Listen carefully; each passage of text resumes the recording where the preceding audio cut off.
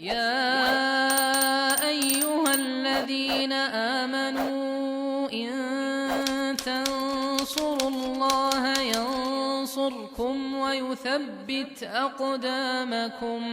Ketika seseorang ingin berucap, ya kan, maka katakanlah perkataan yang baik atau diamlah. Diam. Karena kadang juga karena latahnya seseorang, ya kan, ketika kaget, terkejut, sampai nggak terkontrol apa yang diucapkan. saja. Ya, tergantung dari kata yang diucapkan tersebut.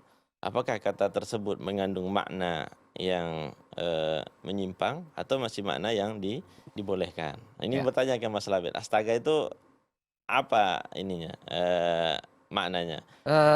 Sama dengan wah, aduh gitu atau Kayaknya gimana? gitu deh, Gitu. kata Ya, takjub kurang mungkin lebih Ustaz dalam bahasa Indonesia.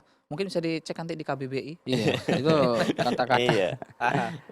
Jadi Saya seseorang ketika dia kaget bilang astaga, ketika maknanya belum menyimpang, ya kan? Ya, tidak masalah, ya kan? Aduh, ya kan? Ya, tapi bagusnya kita katakan perkataan yang baik.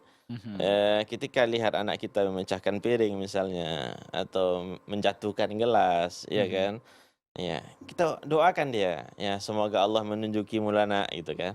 Ya, kan masih banyak pilihan-pilihan kata yang lebih baik atau kita diam. Ya, memang betul bandel lah kau. Itu berarti kan nggak tahu kita ucapan kita itu diangkat ke langit dan dikabulkan oleh Allah. Memang jadi anak bandel. Orang tuanya bilang Mendoakan. bandel apa sehingga tercap di dalam hati anak tersebut, aku ini bandel, dibilang mama ya. Mau gimana pun mama melihat aku bandel gitu. Ya itu mungkin Allah Ta'ala alam untuk ucapan